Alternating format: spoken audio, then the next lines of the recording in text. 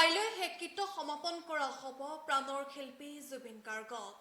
হেকিতৰ সময়ত কিছু সংখ্যক লোকক লগত লৈ সমাপন কৰা হ'ব অন্ত্যেষ্টিক্ৰিয়া আৰু পুনে পুনে সৰুসজাইৰ পৰা 8 বজাত লৈ যোৱা হ'ব সোণাপুৰলৈ আৰু সোণাপুৰতে হেকিত সমাপন কৰা হ'ব প্ৰাণৰ শিল্পী জুবিন গাৰ্গক আৰু প্ৰস্তুতি প্ৰায় তুংগত কৰি তুলিছে আৰু কাইলৈ পুৱা 8 বজাত হেকিত সমাপন হ'ব প্ৰাণৰ শিল্পী জুবিন গাৰ্গক।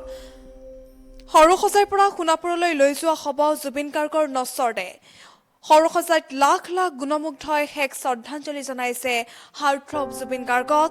সীমিত সংখ্যক লোকক লগত লৈ সম্পন্ন কৰা হ'ব অন্ত্যেষ্টিক্ৰিয়া। জনাই গৈছো কাইলৈ পুৱা 8 বজাত হেকিত সমাপন কৰা হ'ব প্ৰাণৰ শিল্পী জুবিন গাৰ্গক। সৰুসজাইৰ পৰা সোণাপুৰলৈ পোনে পোনে লৈ যোৱা হ'ব জুবিন গাৰ্গৰ নশ্বৰ দেহ।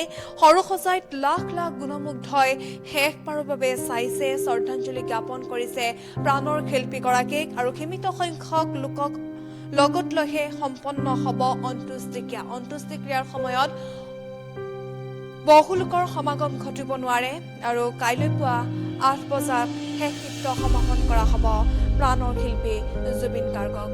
আৰু কাইলৈৰ দিনটোত মাটিৰ লগত মিহলি হৈ যাব জুবিন গাৰ্গ, মাটিৰ লগত মিলি যাব জুবিন গাৰ্গ। মাটিৰ মানুহ মাটিৰ লগতে মিলি এনেদৰে গুচি গৈছে অসমবাসীৰ মাজৰ পৰা আৰু প্ৰাণৰ শিল্পীগৰাকীক বিচাৰি এতিয়াও গুণমুগ্ধৰ সোঁত বৈছে সৰুসজাইলৈ আৰু সৰুসজাইত অজস্ৰ গুণমুগ্ধই ভিৰ কৰা পৰিলক্ষিত হৈছে। জুবিন গাৰ্গক শেষবাৰৰ বাবে চাবলৈ সকলোৱে ভিৰ কৰিছে।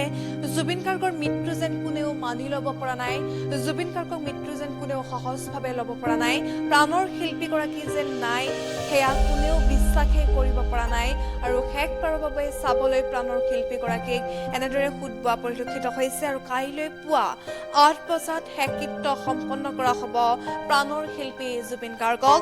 সৰুসজাইৰ পৰা সোণাপুৰলৈ লৈ যোৱা হ'ব জুবিন গাৰ্গৰ নশ্বৰ দেহ।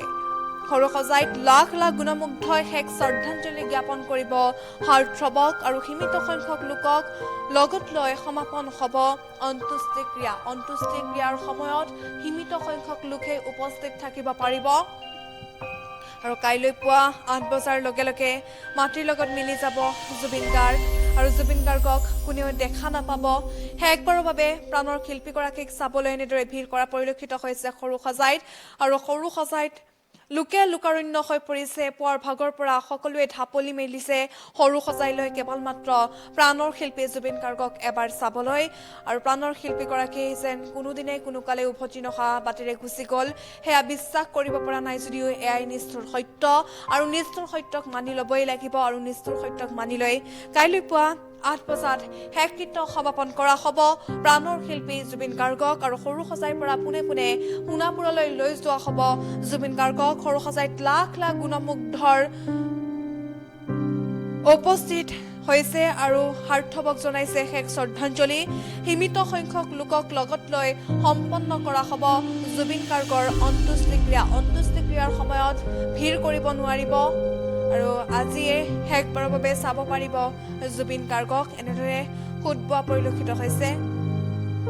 সকলোৱে পুৱাৰ ভাগৰ পৰা নিজৰে ঢাপলি মেলিছে আৰু কাইলৈ পুৱা 8 বজাত হেকিত সম্পন্ন হ'ব প্ৰাণৰ শিল্পী জুবিন গাৰ্গৰ।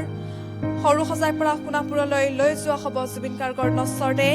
সৰুসজাইত লাখ লাখ গুণমুগ্ধই শেষ শ্ৰদ্ধাঞ্জলি জনাইছে হাৰ্টথ্ৰবক আৰু সীমিত সংখ্যক লোকৰ উপস্থিতিত সম্পন্ন কৰা হ'ব অন্ত্যেষ্টিক্ৰিয়া। অন্ত্যেষ্টিক্ৰিয়াৰ সময়ত বহু লোক উপস্থিত থাকিব নোৱাৰে আৰু কাইলৈ পুৱা 8 বজাত হেকিত সম্পন্ন হ'ব প্ৰাণৰ শিল্পী জুবিন গাৰ্গৰ আৰু সৰুসজাইৰ পৰা পোনে পোনে জুবিন গাৰ্গৰ নশ্বৰ দেহ লৈ যোৱা হ'ব সোণাপুৰলৈ আৰু সীমিত সংখ্যক লোকৰ উপস্থিতিত সমাপন কৰা হ'ব জুবিন গাৰ্গৰ অন্ত্যেষ্টিক্ৰিয়া।